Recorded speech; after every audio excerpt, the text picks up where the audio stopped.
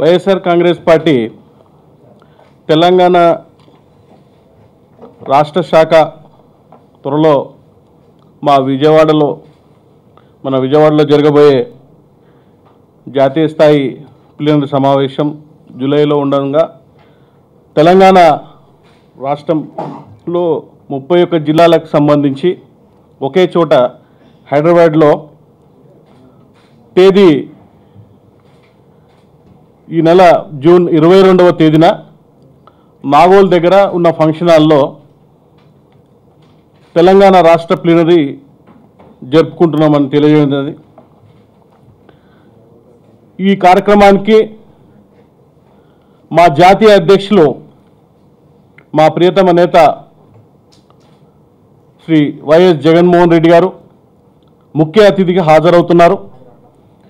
ఇటు ప్లీనరీ సమావేశానికి తెలంగాణ రాష్ట్ర వ్యాప్తంగా ఉన్న వైఎస్ఆర్ కాంగ్రెస్ పార్టీ గ్రామ శాఖ అధ్యక్షులు, మండల కమిటీలు, నియోజకవర్గ కమిటీలు, జిల్లా కమిటీలు, రాష్ట్ర కమిటీలు మరియు ముఖ్యమైన నేతలందరూ కూడా హాజరవుతున్నారు. ఈ ప్లీనరీలో ముఖ్యంగా తెలంగాణ రాష్ట్రం ఏర్పడ్డ ఈ 3 సంవత్సరాల కాలంలో రాష్ట్ర ప్రభుత్వం యొక్క పురోగతి వివిధ విభాగాలలో చూసుకుంటే తెలంగాణ రాష్ట్రం నీళ్లు, నిధులు, నియామకాలు అనే అంశం పైన ఏదైతే ఉద్యమం జరిగి రాష్ట్రం ఏర్పడిందో సిద్ధించుకున్న తర్వాత 3 సంవత్సరాల్లో దాని పురోగతి ఏ విధంగా ఉన్న దాని అంశాలపైన పూర్తి స్థాయిలో చర్చ జరుగుతుంది. రాబోయే కాలంలో ఈ 2 సంవత్సరాల్లో వాటికి సంబంధించిన అంశాల్లో ఎక్కడైతే లోటుపాట్లున్న ప్రతి విషయంలో కూడా ప్రజా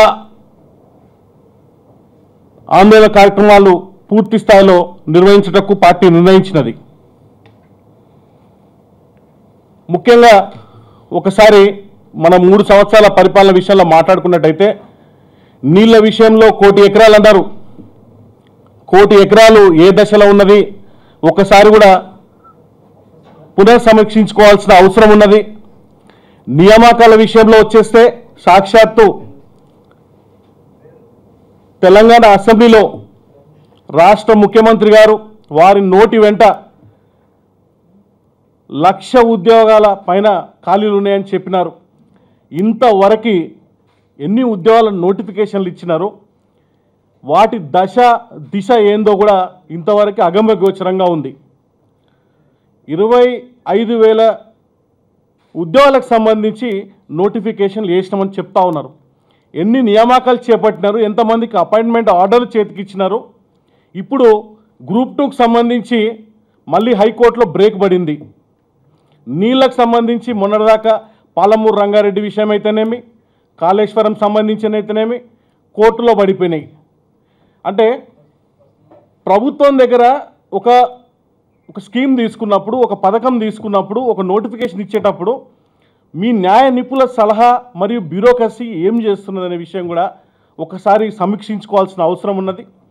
తర్వాత నిధుల విషయంలో చూస్తే ఈరోజు సర్ప్లస్గా ఉన్న తెలంగాణ రాష్ట్రం మళ్ళీ మైనస్లో పడిపోయింది. దీన్ని కూడా పునఃసమీక్షించుకోవాలి.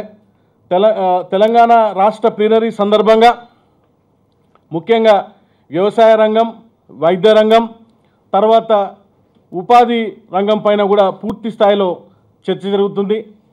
కార్మికుల సమస్యలపైన, వ్యవసాయ కూలీల రైతుల సమస్యలపైన, గిట్టుబాటు ధరలపైన ముందు నీళ్ళ విషయంలో, ప్రాజెక్టుల విషయంలో సుదీర్ఘమైన చర్చ తీసుకొని ముందుకెళ్తామని తెలియజేస్తూ ఉన్నాం.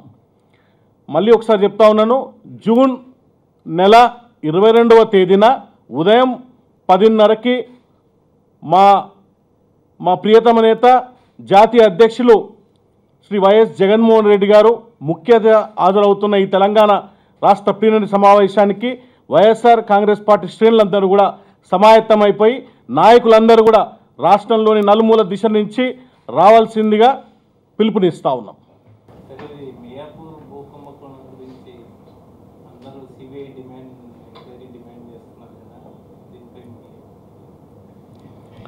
భూ స్కామ్కు సంబంధించి మన తెలంగాణ రాష్ట్రంలో మియాపూర్కు చూస్తూ ఉన్నాము. అవకతవకలు ఎక్కడ జరిగినా కూడా ఖచ్చితంగా వాటికి విచారణ కమిటీ వేసి దోషులైన అందరినీ కూడా కఠినంగా వాళ్ళని శిక్షించి మున్ముందు ఇట్లాంటివి చర్యలు జరుపుకోకుండా చూసుకోవాలి. ఎనీవేర్ రిజిస్ట్రేషన్ ఒక పథకంతో మీరు ఎక్కడ లేని వసతి అవినీతి పరుల వాళ్ళకి చూపించినారు. దీపక్ రెడ్డి అనే ఎమ్మెల్సీ ఉన్నాడు, పోయి అక్కడెక్కడో ఉంటాడు ఆయన దీపక్ రెడ్డి ఉండేది అక్కడ. ఎనీవేర్ రిజిస్ట్రేషన్, ఎనీవేర్ కరప్షన్ అనే తీరున ఆ స్కామ్ మొదలైపోయింది.